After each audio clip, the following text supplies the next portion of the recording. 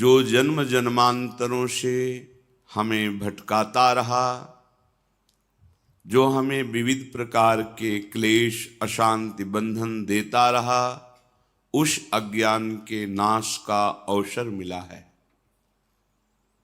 समस्त साधनाओं का एक ही फल है, मन का निरंतर अपने आराध्य देव में समर्पित हो जाना। ये ऐसा समर्पण नहीं होता कि आज समर्पण किया और कल हट गया, ऐसा नहीं होता। ऐसी चाह को चाह नहीं कहते कि आज तुम्हें चाहा कल तुम्हें चाहा, अनुकूलता नहीं मिली तो परसों फिर और का वर्ण कर लिया। ये अव्याभिचारणी प्रेम लक्षणा भक्ति उसी के हृदय में जागृत होती है। श्री गुरुदेव के द्वारा दिया हुआ आधार नाम रूप उसे पकड़ लिया, अब नहीं छोड़ना। गुरुदेव आज्ञा करें तो भी नहीं छोड़ना। वो परीक्षा के लिए देख सकते हैं ऐसा।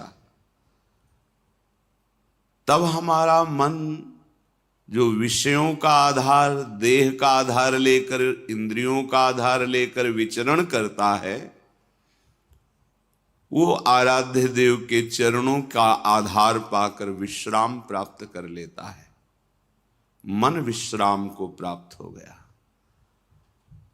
मन की कोई कामना, कोई भी अंदर तृष्णा अब नहीं रह गई। इसी से वो चंचल होता है, इसी से वो विषयों को संकल्प रूप से भोगता बनता है। जब प्रभु के चरणों का आधार मिल जाता है तब शांत हो जाता है। उसे निज सुख कहते हैं। प्रभु अपने निज हैं, शरीर पर है, ये प्रकृति का है। निज सुख बिन मन होई कि थीरा, ये बहुत सत्य बात है कि समस्त साधनाओं का फल है मन का प्रभु में समर्पित हो जाना।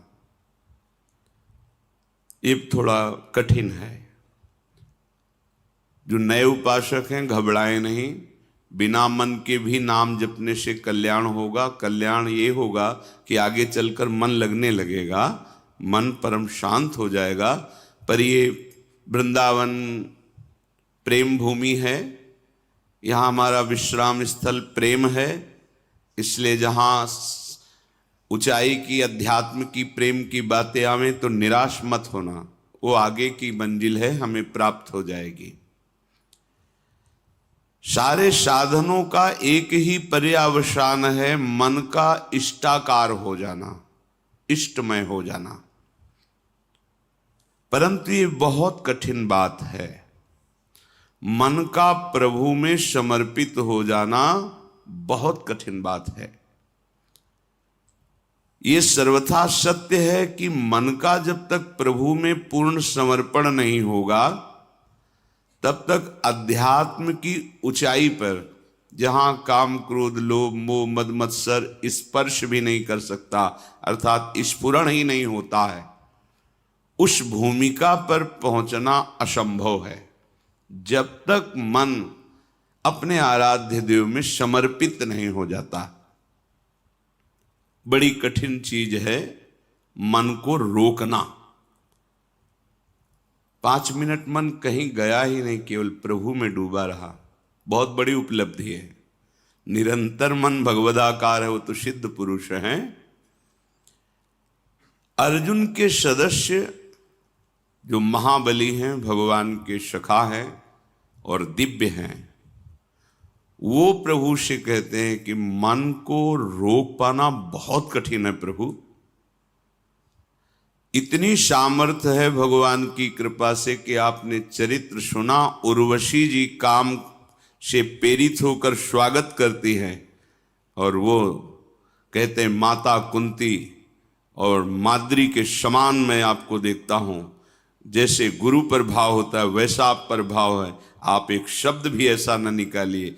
ऐसे महापुरुष कह रहे हैं भगवान से स्वयं कि मन को रोकना बड़ा कठिन है। इतना कठिन वायुरिव सुदुष्करम, जैसे तूफान को रोकना कठिन है, ऐसे मन को रोकना कठिन है। परंतु भगवान अर्जुन की इस बात को एकदम नकारा नहीं कि तुम ठीक नहीं कह रहे हो, कह रहे ऐसा ही है। असंशयम महाबाहो मनो दुर्निग्रहम चलम, बिल्कुल तुम ठीक कह रहे हो, ऐसा ही है, मन को रोकना बहुत कठिन है। पर ऐसा नहीं है कि उसे रोका नहीं जा सकता, कठिन है पर रोका नहीं जा सकता, ऐसी बात नहीं है। तुम महाबाहो हो, शूरवीर हो, तुम प्रयास करो, ये हम सबके लिए है। तो हम कहें कि हम तो शूरवीर हैं नहीं, देहाभिमान के कारण तुम वास्तविक शूरवीर नहीं हो। अपने स्वरूप की तरफ देखोगे तो तुम भगवद अंश हो। जो अर्जुन जी में आत्मस्वरूप विराजमान है भगवान, वही तुम्हारे हृदय में विराजमान है, बिल्कुल संशय मत करना।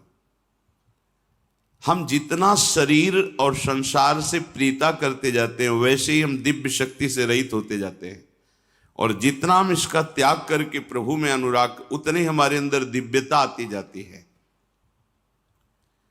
मन जो ये है, इसका निग्रह करना बड़ा कठिन। निग्रह माने रोकना, हटाना, जिन विषयों में जाता है उससे हटाना। परंतु ये वश में हो जाता है। अभ्यासेन तु कौन्तेय वैराग्येण च गृह्यते। अभ्यास और वैराग्य दो के द्वारा इस मन को वश में करने का उपाय श्री भगवान ने बताया। मन को जबरदस्ती खींचना बहुत कठिन बात है, और प्यार से खींचना थोड़ा सरल है। जबरदस्ती इसके साथ करने में चूंकि हम बराबर हारते गए हैं, इसका जीतने का अभ्यास है, ये मुझे हरा देगा। एक ही केवल उपाय समझ में आता है, अगर थोड़ा सा हमें आधार मिल जाए तो हम इसको वश में कर सकते हैं। आधार, पहला आधार सत्संग। क्योंकि जैसे हमें प्यास बढ़ती है, फिर हमें कोई दूसरी वस्तु अच्छी नहीं लगती। जल में मन लगाना नहीं पड़ता। देखिए, जब प्यास लगे तो आपको अधोटा दूध पिलाया जाए कि जल से बहुत ही कीमती है, आपको बिल्कुल नहीं, आपके मन को रुचेगा नहीं। अच्छा, जल का हम चिंतन करें, जल का हम ध्यान करें, ऐसा भी नहीं, बिल्कुल जलमय होगा मन, बस पानी चाहिए। क्यों? क्योंकि प्यास लग गई है। पहला आधार है सत्संग। हम देखते हैं कि जो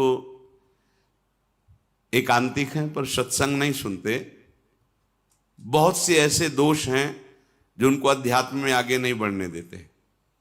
देखा है, बहुत से ऐसी जिनको समझ नहीं पा रहे, उनकी वो कमियां हैं जो उनको अध्यात्म की ऊंचाई पर नहीं चढ़ने दे रही, और वो अहम के कारण सत्संग का सेवन नहीं करते।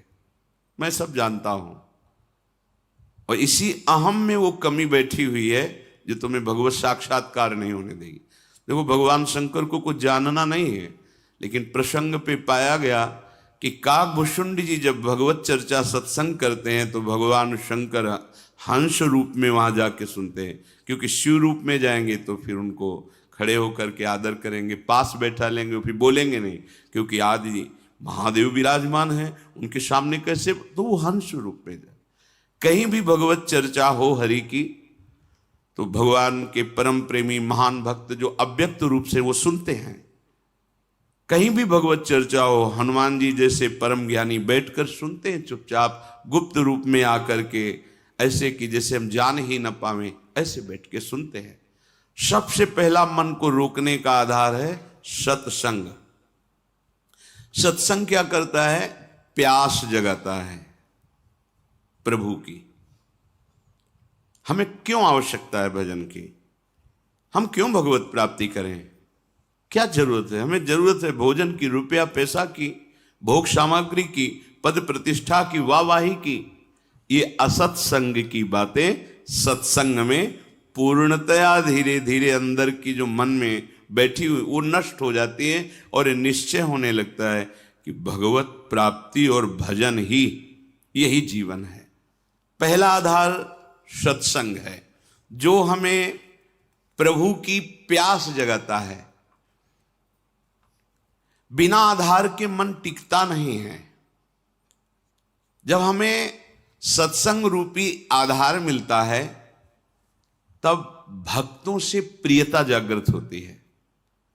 कई जैसे उपासकों ने बाहर के प्रश्न किया कि हम श्री जी को नहीं जानते, क्या संप्रदाय है, क्या उपासना, हम तो बस आप और आपकी बात को मानते हैं। हमारे सामने आप हैं और आपकी बात है। बात बन गई क्योंकि आपने आधार ले लिया ना। और भगवान को बहुत प्रसन्नता होती दास दासोहम वृत्ति से। हरिदासों के प्रति दासत्व का भाव रख लिया जाए तो बहुत जल्दी।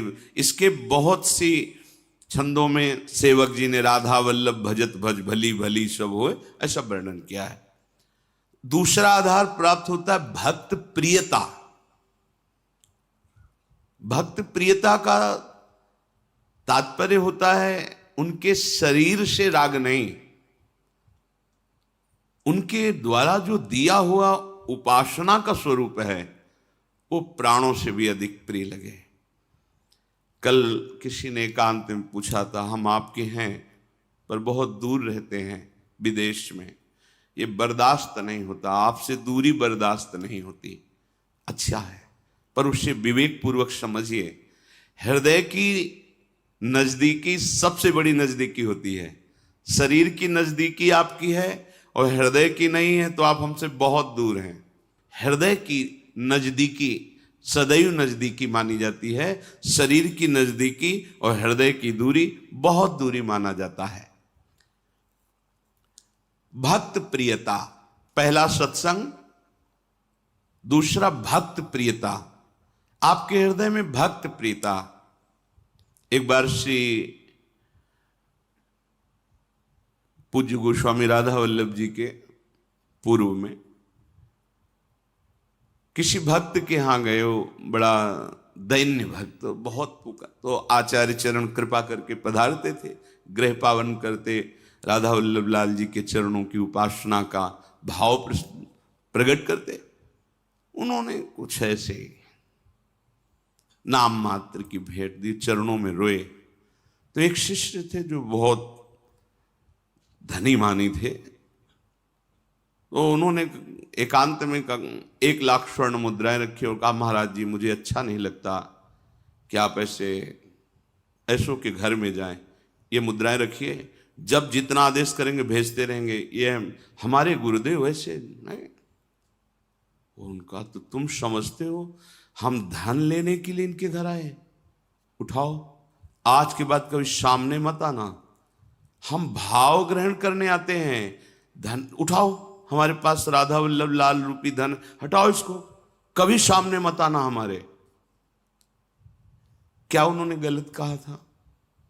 वो धनी थे, उनको था कि शायद ऐसा नहीं, गलत सोच अंदर की है।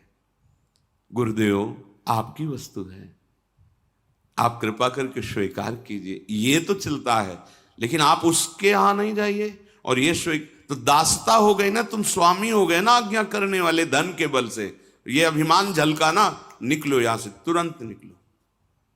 बड़ा सूक्ष्म है भगवत मार्ग। नाहरमल जी महाराज देखा कि अपने पीताम्बर में सूखी लकड़ियां आचार्य चरण स्वयं बीन करके वृंदावन की लताओं से प्यारी जू के लिए रसोई अमनिया करते हैं। देववंश से आए हुए थे राजघराने के।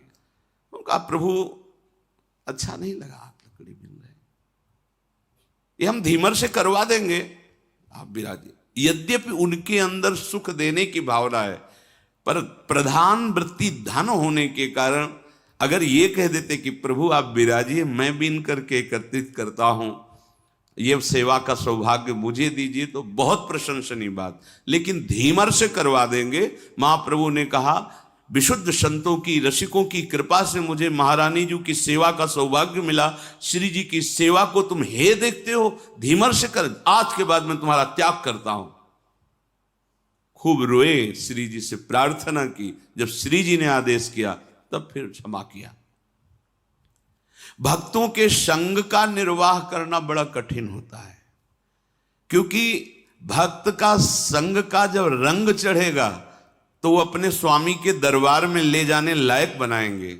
और यही दरबार दीन को आदर रीति सदा चली आई।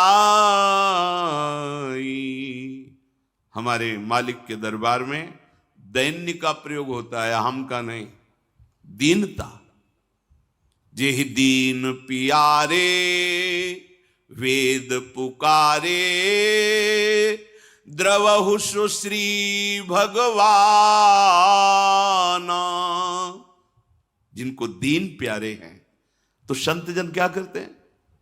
तुम्हारे अंदर के अहंकार को नष्ट करते हैं। अब जब अहंकार पर चोट पड़ी तो जैसे सांप की पूंछ पे पैर रख जाए तो फन ऐसे अहंकार उड़ता है। तो हम दूसरी जगह देख लेंगे, और जहां वो दूसरी जगह खड़ा दिखाई दिया, गया मार्ग गया। अब नहीं, सब जगह से भाग करके एक ही उपाय है, महारानी की शरणागति। सब जगह से खुला मार्ग है, लेकिन इनकी शरणागति की पुष्टता रसिकों से। अगर कहीं पंक्ति से बिलग हो गए तो अब कहीं के नहीं रहोगे, क्योंकि आधार अब मन का आपका अहंकार होगा, वो अहंकार आपको नष्ट कर देगा, किसी काम का नहीं रखेगा। किसी ने पूछा था हमसे, धनी थे, कि हमारी वृत्ति रही है बहुत दान देने की, हम क्या करें, क्योंकि उसके कारण बहुत लोगों का सानिध्य रहता है। बोला उसको उठा के यमुना जी में फेंक दो, जितने से तुम्हारी नमक रोटी चले उतना रख लो, देने लायक तुम मत रहो, क्योंकि ये देने की तुम्हारी अहंकार वृत्ति सतमार्ग से तुम्हें विचलित कर देगी, भगवत मार्ग से विचलित कर देगी। नहीं माना। भगवत प्रेमी महात्माओं का संग करने के लिए दैन्यता चाहिए, और दैन्यता भी ऐसी कि देने की स्मृति भी ना रहे। देने की स्मृति भी न रहे, मैंने कुछ दिया है, और एहसान माने कि मेरी मानी हुई मान्यता को इन्होंने स्वीकार कर लिया। अहो भाग्य, जिसे मैं ढो रहा था उसको इन्होंने मिटा दिया।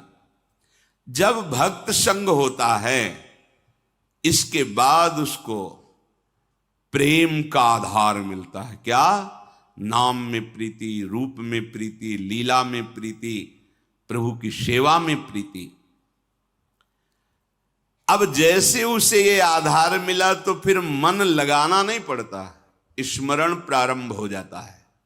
पर आधार आपका एक एक कदम सुदृढ़ होना चाहिए, फिसलना नहीं चाहिए।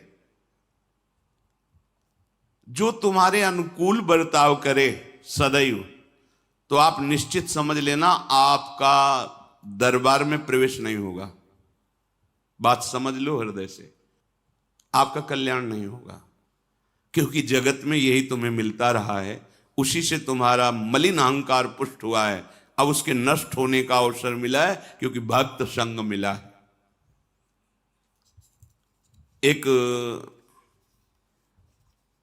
शिष्य बनने के लिए गुरुदेव के पास गए। काफी दिन जाने पर उन्होंने हिम्मत आई और कहा, मैं आपको गुरु रूप से वरण करता हूं और आप मुझे मंत्र दीजिए। तो उनका, इतने दिन के निरीक्षण में मैंने तुम्हारे अंदर क्रोध वृत्ति बहुत पाई है। आश्रम में तुम जिससे देखो झिड़कते रहते हो, तुम्हारी नाक में गुस्सा रखा है। हम मंत्र तब देंगे जब तुम इस गुस्से पर काबू कर लो। 1 वर्ष तुम्हें समय देते हैं, अपने क्रोध को काबू में करो, फिर तुम्हें हम मंत्र देंगे। 1 वर्ष तक तुम्हें कोई भी सताए, तुम्हें गुस्सा नहीं करना जी।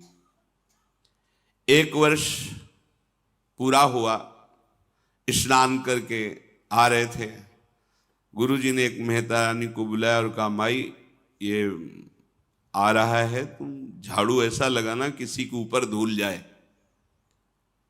ठीक, वो तब तक खड़ी रही जब तक वो अजान नजदीक आए, तो रज में ऐसी झाड़ू लगाई कि पूरा रज ऊपर एकदम, तुझे दिखाई नहीं दे रहा मैं नहा के आ रहा हूं। और ऐसा बहुत बिगड़े। वो हाथ जोड़ के महाराज क्षमा करो, हमें पता नहीं था कि आप आ रहे हो, हमारा काम ही है सोनी लगाना, ऐसा।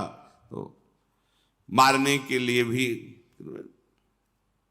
अब वो गए, कहा गुरुजी 1 वर्ष हो गए। तो बोले जिसको त्यागने के लिए कहा था वो तो त्यागा नहीं।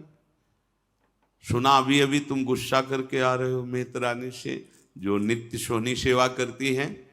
पूज्य भाव रखना चाहिए। तुमने उन पर क्रोध किया और सुना कि तुमने ऐसे भी मारा नहीं, पर हाथ तुम्हारा उठ गया, अभी नहीं। जाइए 1 वर्ष और अभ्यास कीजिए। अब दूसरे वर्ष जो वो नित्य वही आश्रम की सोनी सेवा का उसका बोले, अब की बार झाड़ू मारना, धूल नहीं, नजदीक आवे तो झाड़ू ऐसे लग जाए उसके शरीर में। जो महाराज मारेगा तो नहीं। बोले नहीं, अब की बार 1-2 शिष्य आसपास रहेंगे, अगर वो गुस्सा करेगा तो उसे पकड़ लेंगे, तुम्हें मारेंगे नहीं।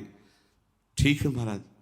जब वो स्नान करके बड़े आनंद से आ रहे थे, तो अब की धूल नहीं उड़ाई, सीधे नजदीक जाके ऐसे झाड़ू 1-2 मारी और सीधे उसके शरीर में, पैरों में ऐसे। उसने कहा कि मूर्खा, तुझे समझ में नहीं है, मेरा 1 साल पीछे बर्बाद कर दिया। फिर दूसरा, मैं स्नान करके दीक्षा के लिए जा रहा था और बहुत कड़ुआ बोले, पर हाथ नहीं उठाया। गुरुजी, देखो तुमने गुस्सा किया, अभी 1 वर्ष, जब तुम्हें गुस्सा ना आवे 1 वर्ष अभ्यास करो। क्रोध नष्ट होने पर ही हम, क्योंकि ये क्रोध बना रहेगा तो ये भजन आगे को जो विस्तार करना है भजन का, भागवतिक प्रकाश, वो होने नहीं देगा। अब सोचो, जो अपने लोग परमार्थ में काम क्रोध लोभ आदि की वृत्तियों को ही नहीं देख रहे, मनमानी आचरण कर रहे, कैसे भगवत बोध होगा। गुरुदेव इतना समय हो गया और आपने एक बहाना बना लिया है कि गुस्सा करो। बोले दोष दृष्टि करते हो। और नहीं नहीं नहीं, क्षमा पर तो 1 वर्ष और, अगर भगवान नाराज हो जाए किसी कारण से तो गुरुदेव भगवान क्षमा कर दे, तो भगवान कभी अपराध नहीं मानते। हरि रूठे गुरु शरण है, गुरु रूठे हरि नाहि। यदि गुरु भगवान का हृदय संतप्त हो गया तुम्हारे आचरण से, तो तुम्हें भगवान श्री हरि सहयोग नहीं करेंगे। अगर श्री हरि नाराज हो जाए और गुरुदेव भगवान का वरद हस्त है, कुछ नहीं बिगड़ने वाला। गुरुजी ने कहा कि अब तुम्हें 1 वर्ष तक पुनः अभ्यास करना है। तीसरा वर्ष गंगा स्नान करके आया।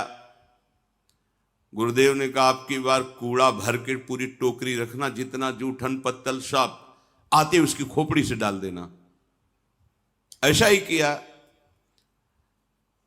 जे भी नजदीक आए पूरा वो सब पवित्र, जो प्रसादी दोना पत्तल झाड़ू से लगा के जो कूड़ा कर सब उनके ऊपर से डाल दिया। तुरंत उन्होंने घुटने टेके और चरण पकड़ा और कहा, मां मैं समझ नहीं पा रहा था कि आपका उद्देश्य क्या है। कहीं न कहीं गुरुदेव भगवान की हम पर कृपा है। मुझे आज दोबारा स्नान करने का सौभाग्य मिलेगा गंगा जी का। लौट गए, नहा के आए, कहना नहीं पड़ा गुरु मंत्र दे दो, आओ गुरु मंत्र लो। क्रोध मान, कई बार बताया, लाला बाबूजी जब परम विरक्त रहते थे, एक लंगोटी लगाते, भिक्षावृत्ति से जीत, और जब श्री कृष्णदास जी से कहते कि विरक्त मंत्र और विरक्त भेष दे, और नहीं अभी आप अधिकारी नहीं, तो खोज करते कि मेरे में कौन सी ऐसी कमी रह गई जो गुरुदेव। तब ध्यान आया कि बड़े सेठ थे तो रंगनाथ जी के सेठ से उनकी लाग डांट थोड़ा ईर्ष्या चलती थी, हो सकता है ये वृत्ति अंदर हो, इसलिए शायद ऐसा। तो भिक्षुकों की लाइन में सुबह वहां खिचड़ी आदि रंगनाथ जी वो भिक्षुकों की लाइन में खड़े हो गए। किसी ने जाकर बताया कि लाला बाबू भिक्षुक बन करके खड़े, वो सेठ जी सुंदर सुंदर भोग सामग्री और अमूल्य वस्तुएं, और कहा सेठ जी आप लाइन में क्यों खड़े। एकदम ईर्ष्या जो अंदर थी वो सब पानी पानी हो गई, और उनका आप आइए। ऐसा नहीं, बोले हम तो भिक्षुक हैं, बस एक मुट्ठी खिचड़ी या चावल दे दीजिए। और वापस जा ही रहे थे कि रास्ते में गुरुदेव मिल गए और कहा आज तुम्हें विरक्त मंत्र और विरक्त वेश देने की इच्छा हो गई। बड़ा सूक्ष्म भगवत मार्ग। ये देहाभिमानी, धनाभिमानी, बुद्धियाभिमानी ये उस महिमा को नहीं जानते हैं। तो जब हमको किसी भक्त का संग मिले तो समझना कि मन का आधार मिल गया है। हमने प्रभु को नहीं देखा, लेकिन प्रभु स्वरूप गुरुदेव को देख रहे हैं। हम प्रभु से तो बात नहीं की, पर अपने गुरुदेव से बात कर रहे हैं। प्रभु की आज्ञा को तो हम नहीं समझ पाए, क्योंकि गीता, भागवत, वेद सब भगवान की आज्ञा है, पर हम गुरुदेव की आज्ञा पर चलते हैं। तो इनकी कृपा से ज्यादा प्रयास नहीं करना पड़ेगा, मन स्वाभाविक लगने लगेगा। साधन का उपदेश उसी के ऊपर रंग लाता है जो उनकी आज्ञा के अनुसार चलते। सुनते तो सब हैं, ध्यान रखना, रंग उसी के ऊपर। एक एक शब्द बहुत कीमती होता है। जब संत महात्मा बोलते तुम उसे ऐसा मत समझना कि इनका नशा है बोलना। एक एक शब्द बस पकड़ लो, ये परमार्थ है। एक एक शब्द पर ध्यान दो। अगर तुम उसे उपहास में ले लोगे तो कहते ही रहते, तो माया घसीट के वहां खड़ा कर देगी। अब ना पीछे के रह गए, जो मंत्र जपते थे वो नहीं चलेगा, क्योंकि तुमने दूसरा मंत्र ले लिया, और जहां मंत्र लिया वहां अपराध बन गया, अवज्ञा बन गया। अब ये भी नहीं चलेगा। होगा क्या? विषय चिंतन और लोक रिझावा, खत्म, परमार्थ खत्म। अध्यात्म यहां प्रकाशित होता है। गुरु आज्ञा से चलो, आपको मार्ग अंदर दिखाई देगा, शुद्ध दिव्य मार्ग, ये मार्ग चल रहे हैं। यदि आज्ञा का पालन नहीं किया तो एक शब्द याद रखो, तुम्हारा स्खलन हो जाएगा। स्खलन होता है गिर जाना, तुम पतित हो जाओगे, गिर जाओगे। ये मार्ग ध्रुवदास जी ने लिखा है कि यद्यपि घरनी अति बुरी, पति नहीं छाणत ताय, देखत ही पर पुरुषम तजत ही छिन वाय। पत्नी बहुत कड़वे स्वभाव की है, बड़ा रुद्र रूप रखती है, अनुकूल व्यवहार नहीं करती है, पर वो किसी और पुरुष की तरफ आंख उठा के नहीं देखती। कभी पति उससे त्याग नहीं सकता। लेकिन बहुत मधुर व्यवहार करती है, बहुत मृदु मीठा बोलती है, सामने आने पर बड़ा सम्मान करती है, लेकिन पीछे आचरण उसके पर पुरुष से जिस दिन उसको पता चलेगा, उसी दिन उसके हृदय से बात खत्म हो जाएगी कि ये मेरी बात। बस ऐसे ही हमारे गोपाल जी की, हमारे प्रभु की रीति है। मन वचन कर्म से प्रभु के अनन्य होकर एक भरोसो, एक बल, एक आस विश्व। अगर कहीं दिखाई दे गया कि दूसरे का आस, बस भी बहुत लंबी यात्रा है, आप मंजिल नहीं प्राप्त कर सकते। तो एक शब्द याद रखिए कि आज्ञा पालन न करना अर्थात अपने मार्ग से स्खलित हो जाना है। भक्ति साधन को मामूली साधन मत समझो। जो महाप्रेम प्रकट करके भगवान को अधीन कर दे, उसके लिए सिर्फ तुम्हारी अनन्यता की परीक्षा होगी। ध्यान रखना, सिर्फ अनन्यता की। आप अनन्य। हितोत्सव की बधाई में शब्द श्री जी ने निकाला था अंदर से कि निकुंज में बधाई बट रही तो निकुंज है, यहां भी एक बधाई सुन लो।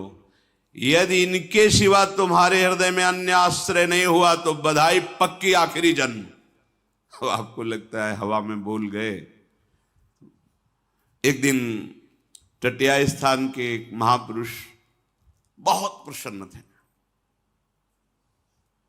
उन्होंने कहा आज जो आ जाएगा, जो मांगेगा वो दे देंगे। संतों की मौज होती। बिहारी जी की ऐसी लीला एक भी व्यक्ति नहीं गया उस दिन, एक भी। और आराम से बैठे तो सबसे कह देता आज जो मांगेगा कोई, बिहारी जी मांगेगा बिहारी जी दे देंगे, प्रीति जो चाहेगा वो दे देंगे। गया ही नहीं, चिल्लाते जाओ तुम्हारा आखिरी जन्म। बोले हम ऐसे आचरण करेंगे कि तुम्हारी एक भी बात सत्य नहीं होने देंगे। अब फिर क्या है? अनन्यता होए अनन्य एक व्रत गाहो, बस इतनी केवल मांग है। गीता जी में देख ले भगवान ने बहुत बार अनन्यता के लिए कहा। साधन में योग्य सद्गुरुदेव ही परमार्थ हैं। योग्य शब्द इसलिए यहां इन महापुरुषों की वाणी है इसलिए लगाया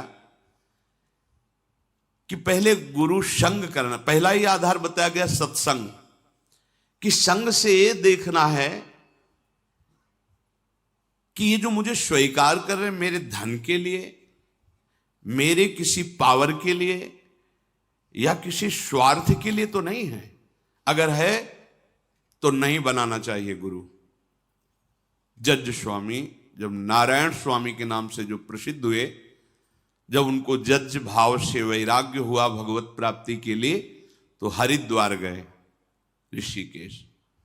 वहां सब संतों के समीप चरणों में जाते और कहते मेरे पास अरबों की संपत्ति है और मुझे वैराग्य हो गया, बस सन्यास आप दे दीजिए और सारी संपत्ति ले लीजिए। तो बस सीधे उत्तर होता आप गंगा नहा के आ जाइए। वो दोबारा जाते नहीं उस आश्रम में, क्योंकि उनको यह लगता कि मेरी जज पद और मेरी संपत्ति का यहां मान हो रहा है, बात नहीं बनेगी।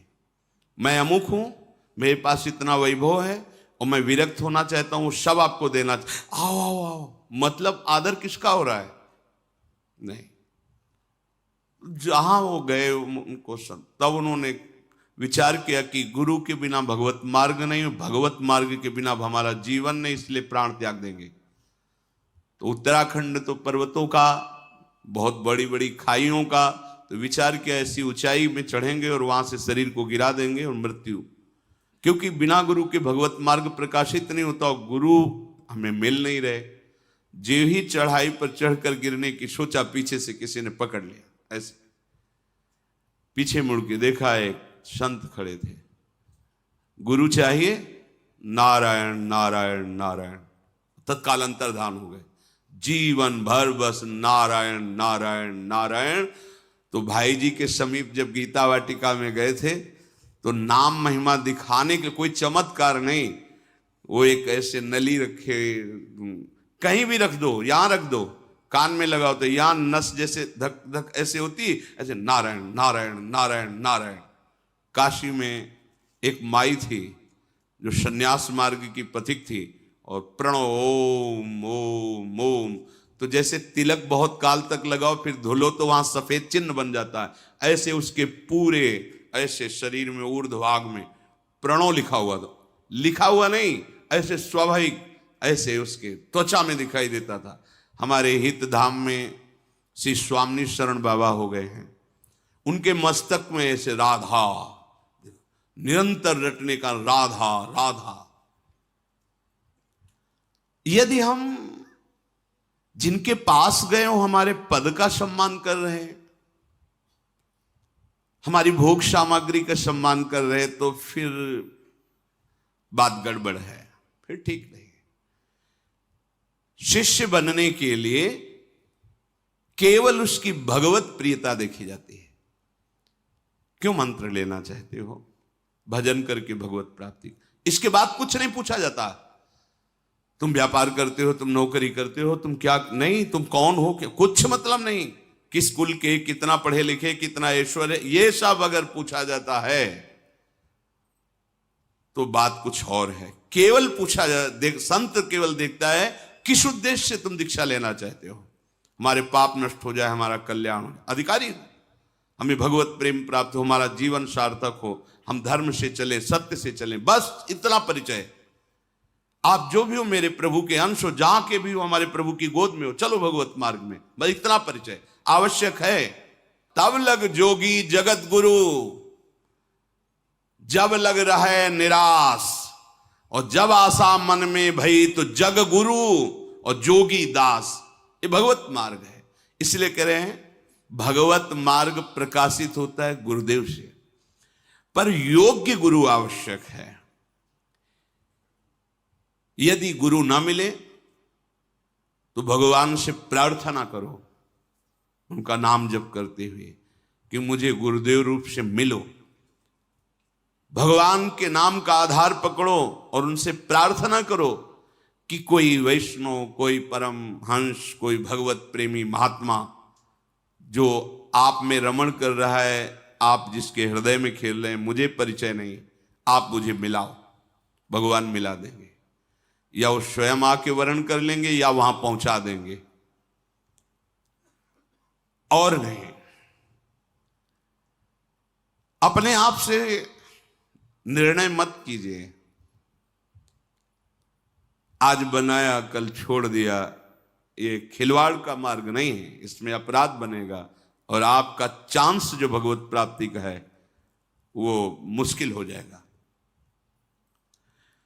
जब हम गुरुदेव को अपने मन का आधार बना लेते हैं तो हमारे मन को संबंध देते हैं। प्रभु हमारे बेटा हैं, प्रभु हमारे पिता हैं, प्रभु हमारे सखा हैं, प्रभु हमारे मालिक हैं, मैं प्रभु का दास हूं, या प्रभु हमारे पति हैं, या युगल हमारे स्वामी हैं, हम उनकी निज दासी सहचरी। गुरु भाव देते हैं। गुरु प्रदत्त भाव को स्वीकार करना, मन का आधार प्रकट हो जाना। अब मन नहीं जाएगा। कोई भी उपासना हो गुरु प्रदत्त, उसमें भाव होता है। बोले किस भाव की उपासना? बोले गोपी भाव की, सखा भाव की, वात्सल्य भाव की, दास्य भाव की, सहचरी भाव की। जब हमारे हृदय में भाव प्रकट हो जाता है फिर ये बात नहीं रहती कि अब मन कहां लगाएं, हमारा आधार बन गया। और गुरुदेव भगवान के श्रीमुख के वचन कि जो अपने गुरु में आसक्त है उसके लिए प्रयास करना पड़े, मन लगाना पड़े, ये बात तो समझ में नहीं आ रही। महाराज जी कहते ये बात तो समझ में नहीं आ रही है। अरे इतनी विशाल वृक्ष की छाया में और तुम्हें धूप लग रही, बात समझ में नहीं आ रही। गुरु के सानिध्य में रहने, सानिध्य का मतलब समझो पहले कह चुके हैं, नहीं लगेगा हम तो सानिध्य में नहीं, हम तो अमेरिका में रहते हैं अमुक जगह। जो गुरु सानिध्य मतलब उनकी आज्ञा में है, हृदय की दूरी है, हृदय की नजदीकी है। उनके सानिध्य में रहते हैं, उनको ज्यादा प्रयास नहीं करना पड़ता। क्यों? उनके वचनों में वो पावर है, मन को घसीट लेता है। जैसे चुंबक लोहे को घसीट लेता है, ऐसे गुरु के वचनों में, गुरु प्रदत्त नाम मंत्र में पावर है। वो आचार्य परंपरा से सिद्ध मंत्र वो घसीट लेगा। कब? जब अनन्य भाव से उनके चरणों में प्रीति है। तो मनुष्य जीवन का परम लाभ अपने मन को सत्संग का आधार, भक्त का आधार, गुरुदेव का वर्ण और उनके द्वारा दिए हुए नाम रूप लीला धाम मंत्र में, और फिर भाव में जो गुरुदेव ने भाव दिया है। अब अपना भाव नहीं, अपना भाव तो गुरुदेव में है। अब गुरुदेव का भाव हमारे हृदय में, जीवन परम धन्य हो गया।